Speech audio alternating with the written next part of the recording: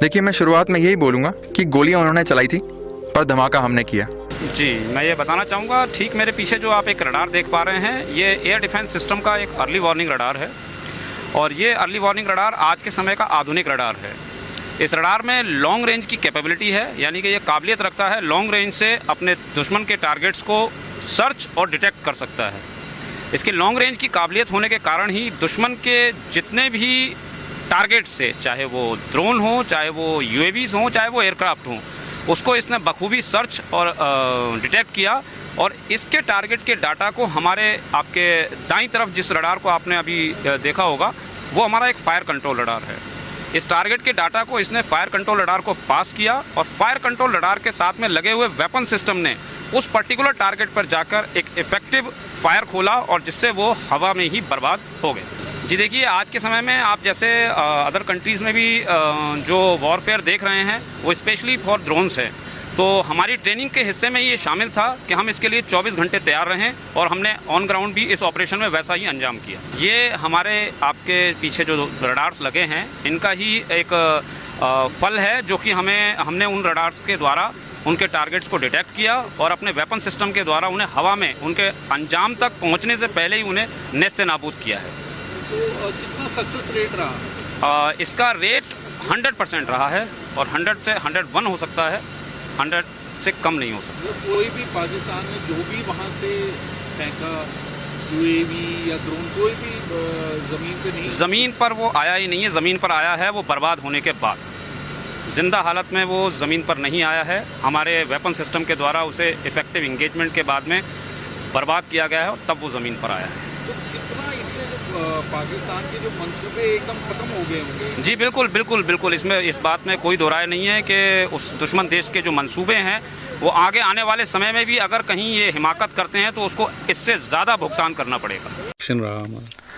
देखिए, मैं शुरुआत में यही बोलूँगा कि गोलियाँ उन्होंने चलाई थी पर धमाका हमने किया।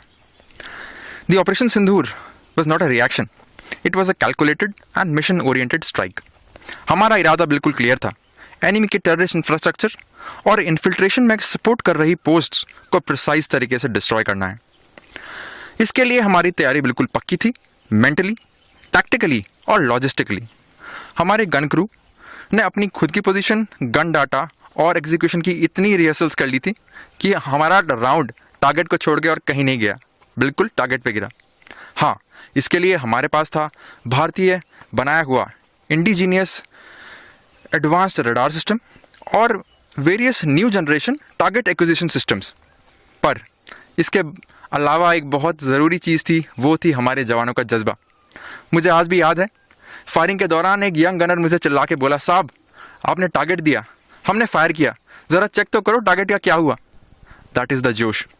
हाँ, पाकिस्तान की तरफ से भी काफ़ी आर्टिलरी शेलिंग हुई, मगर हमारे काउंटर मेजर्स पक्के थे।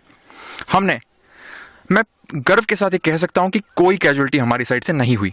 हमारा टारगेट क्लियर था कि उनके टेररिस्ट इंफ्रास्ट्रक्चर को बर्बाद करना है, मगर जब उसने हमारे सिविलियन और मिलिट्री इंस्टॉलेशंस को टारगेट करना शुरू किया तो हमारा इरादा भी बिल्कुल पक्का था, अगर हमारे गाँव पे गोले चलाएंगे तो हम भी उनकी पोस्ट को मिट्टी में मिला देंगे।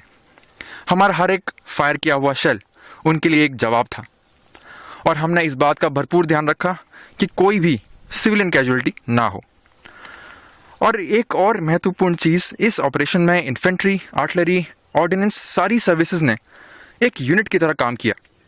और जब मैं देखता हूँ एक यंग अग्निवीर को जो कि एक नए इक्विपमेंट में डाटा सेट कर रहा है और बिना हिचकिचाए फायर कर रहा है, तो हमारे दिमाग में सिर्फ एक ही ख्याल आता है कि ये है भारत का एक नया सोल्जर जो कि ट्रेंड है, जो कि तैयार है और एक जिम्मेदार है। ऑपरेशन सिंदूर ने ना सिर्फ उनकी पोस्टें तोड़ी बल्कि उनका हौसला भी। Thank you. तो क्या कहेंगे आज किस तरह का दिया है पाकिस्तान को हमारी फौज ने? देखिए, मैं यही कहूँगा, एक इंग्लिश में कहावत है कि we had our moment and we made it count.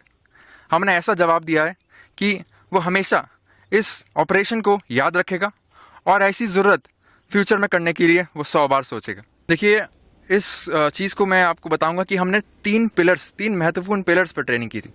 पहली थी हमारी तैयारी, जो कि मेंटल, लॉजिस्टिकल और टैक्टिकल तीनों तरीके से पक्की थी। हमने हर एक कंटिजेंसी को बार बार रिहर्सल कर लिया था। दूसरा था हमारा सक्षमता, हमें अपने इक्विपमेंट और हमारी टेक्नोलॉजी पे पूरा भरोसा था। हमें पता था कि हमारा इक्विपमेंट कैसे और कब काम करता है। और तीसरा था मिशन ओरिएंटेशन। कमांड पोस्ट से लेके गन पोजीशन सभी को पता था कि कब क्या और कैसे करना है।